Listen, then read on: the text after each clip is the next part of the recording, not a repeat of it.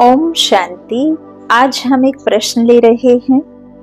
प्रश्न है कि मेरा बच्चा 11 इयर्स का है और उसका पढ़ाई में मन नहीं लगता है। वो मेरी बात भी नहीं मानता है, मुझे बहुत परेशान करता है और मुझे बहुत डिस्टरबेंस होता है। मैं क्या करूं?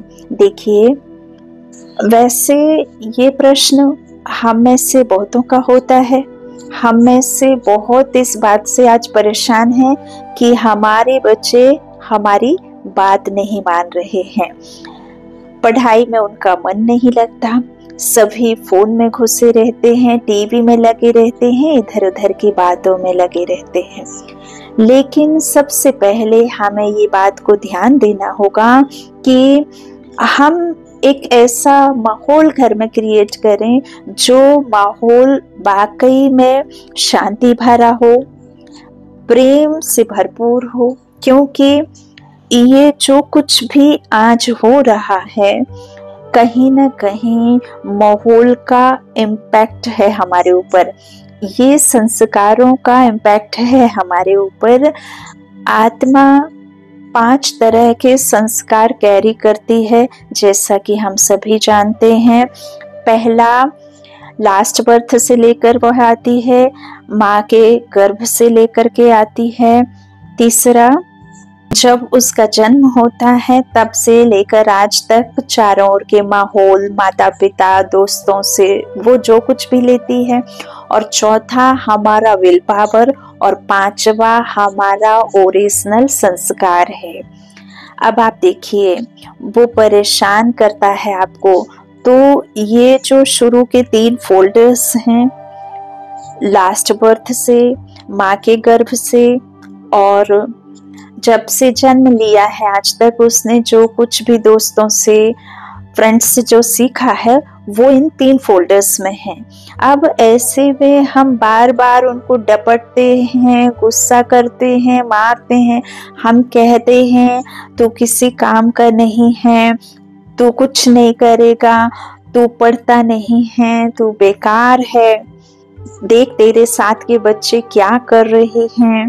दूसरे से कंपेयर करना, घर में 2 बच्चे हैं, एक को अच्छा कहना, दूसरे को उसी के सामने उसके अवगुण को गिनाना, हमेशा यही कहना कि वो छोटा है उसके बावजूद अच्छा है, तू बड़ा होकर के भी अक्ल नहीं लगाता है। तो इससे क्या होता है कि ये जो फोल्डर्स हैं, ये फोल्डर्स हमारे ऑर्डर पर खुलते हैं। अगर हम ये बात उसके सामने बार बार बोलते हैं तो उसके जो शुरू के ये 3 फोल्डर्स हैं, इसमें से ही वो संस्कार खुलते हैं और वो और बढ़ जाते हैं। अगर हम उसके 5वें फोल्डर को खोलने की कोशिश करें तो डेफिनेटली उसमें परिवर्तन आएगा। तो वो कैसे खोलें? हम देखते हैं कि हम बहुत कोशिश करते हैं, हम समझाते हैं पर नहीं मानता है। हम उसे कहते हैं बेटा तू ये कर ले, बेटा तू ये कर ले, बेटा तू पढ़ ले। लेकिन उसके दौरान ही हमारे अंदर में ये चल रहा होता है कि मानेगा तो है नहीं, कह रही हूँ बस उसको। तो ये भी बहुत इम्पोर्टेंट ध्यान रखने की बात है कि हमारे अंदर मन में उसके प्रति क्या चल रहा है। तो जो हमारे चल रहा है वाइब्रेशन, वो वहां पहुंचते हैं। तो ऐसे में क्या करें? तो ऐसे में हम एक काम कर सकते हैं, सिंपल, ये सबसे बेहतर तरीका है। इसका प्रयोग भी अनेकों ने किया है, अनेकों के ऊपर कराया गया है और इसका परिणाम बहुत अच्छा निकलता है। इसको हम दूसरी भाषा में सकाश भी कहते हैं। लेकिन ये देना कैसे है? क्योंकि ये इतनी साधारण विधि है कि हमें योग करना आता हो या ना आता हो, हमने राजयोग मेडिटेशन सीखा हो या ना सीखा हो, हमें आत्मिक ज्ञान हो या ना हो, लेकिन फिर भी हम इससे कर सकते हैं। इससे हर कोई कर सकता है। ध्यान दें, जब आपका बच्चा सोया हुआ है उस वक्त उसका अवचेतन मन पूरी तरह से एक्टिव है। आपके किसी भी ऑर्डर को वो स्वीकार करने के लिए तैयार है। हमने सभी ने अनुभव किया है, मैंने भी किया, आपने भी किया होगा कि कई बार हम टीवी देखते देखते सो जाते हैं या दिन में टीवी देखते देखते हम झपकी ले लेते हैं। तो टीवी में जो चीज चल रही होती है वो कई बार हमें स्वप्न में दिखने लगती है। इसका मतलब साफ है कि टीवी के द्वारा उस वक्त हमारा अवचेतन मन चल रहा है या हमारे अवचेतन मन की प्रोग्रामिंग हो रही है। वैसे ही जब आपका बच्चा सोया हुआ है, उसके लिए टीवी या रेडियो आप बच जाओ और आप उससे माइंड टू माइंड एनर्जी भेजो।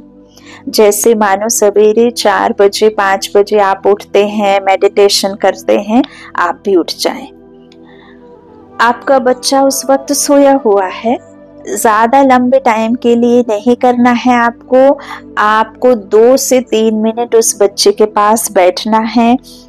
आप चाहे तो उसके सर पर भी हाथ रख सकते हैं, ना भी रखना चाहे तो कोई बात नहीं, आप थोड़ा दूर भी रह सकते हैं और आप संकल्प करें उस बच्चे के सामने, उसकी तारीफ करें।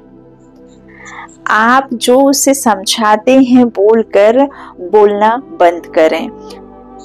मन ही मन उसे विचार दीजिए कि बच्चे, तुम तो बहुत समझदार हो, तुम तो बुद्धिवान हो, तुम एक शांत आत्मा हो, तुम तो चरित्रवान हो, तुम बहुत पावरफुल हो, तुम संस्कारी बच्चे हो, तुम बड़ों को इज्जत देने वाले और छोटों को प्यार करने वाले बच्चे हो। इस तरह के संकल्प हम उसे निरंतर अगर भेजते हैं तो 21 से 1 मंथ के बीच में, 21 से 30 दिन के बीच में आप देखेंगे उस आत्मा की प्रोग्रामिंग चेंज होगी। उसका 5वां फोल्डर खुल जाएगा जिसमें हमारे ओरिजिनल संस्कार हैं। मतलब ओरिजिनल संस्कार कहें तो सुख, शांति, पवित्रता, प्रेम, सहयोग करना, समझदारी, ये सब संस्कार स्लोली खुलने लग जाएंगे और धीरे धीरे शैतानी करना, इग्नोर करना, पढ़ाई ना करना, लैक ऑफ कंसंट्रेशन, इससे बच्चा मुक्त होने लगेगा। ये सबसे बेहतर तरीका है, इसमें कोई मेहनत नहीं है, लेकिन उससे भी पहले जरूरी है कि जो ये कार्य कर रहा है उस बच्चे के पास बैठ के वो पूरी ईमानदारी से करे। ऐसा ना करे कि बैठा तो हुआ है लेकिन बोल रहा है बेटा तुम तो बहुत समझदार हो, लेकिन अंदर ही अंदर चल रहा है कि ये तो बड़ा शैतान है, तो उससे वो काम नहीं करेगा। तो इसके लिए स्पेशली माताओं को मैं अगर बोलूं तो माताओं को एक स्वमान लेना चाहिए कि मैं शिव शक्ति हूँ, मैं बाबा की बच्ची हूँ, मैं शिव शक्ति हूँ, मैं जगत माँ हूँ। अपने स्वमान को हम बढ़ाएं। हम ये ना सोचें कि मेरा एक बच्चा है या मेरे 2 बच्चे हैं, मैं इनका ही कर लूं, बस यही सक्सेसफुल हो जाएं, यही आगे बढ़ जाएं, यही अच्छे रहें, ये खुश रहें, बाकी दुनिया जाए। नहीं, हमें ये सोचना है कि सभी मेरे बच्चे हैं। जो भी बच्चा आपको कहीं भी दिखाई दे उसे देखकर अगर मुझे ये फील आता है कि ये भी जैसा मेरा ही बच्चा है तो अवश्य ही आपके वाइब्रेशंस बहुत प्योर हो जाएंगे, बहुत देने वाली वाइब्रेशंस आपसे निकलेंगी, दादा वाली वाइब्रेशंस आपसे निकलेंगी, क्योंकि हम दादा के बच्चे हैं तो हमारे अंदर से देने वाले ही वाइब्रेशन सदैव निकलने चाहिए। तो ये देने वाले स्वमान बढ़ाएं और योग करते वक्त ये स्वमान दोहराएं, मैं शिव शक्ति हूँ, मैं जगत माँ हूँ, मैं मास्टर सर्वशक्तिमान हूँ।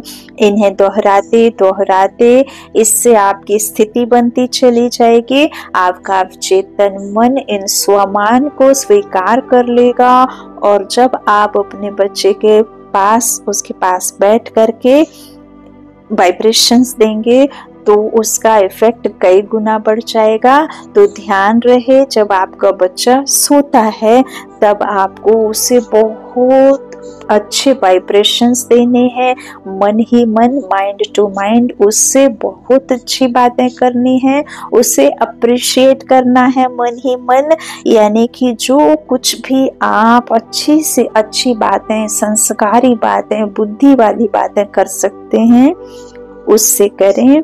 इसका जादुई परिणाम देखने को मिलता है, लेकिन 21 टाइम्स 21 डेज और एक ही समय पर करें तो अच्छा है। तो सवेरे चुन लें तो 3-4 मिनट इससे करें तो इसका बहुत अच्छा परिणाम होगा। चलिए, हमारी यही उम्मीद है कि आप इसमें ज़रूर सफलता प्राप्त करेंगे। शुक्रिया बाबा।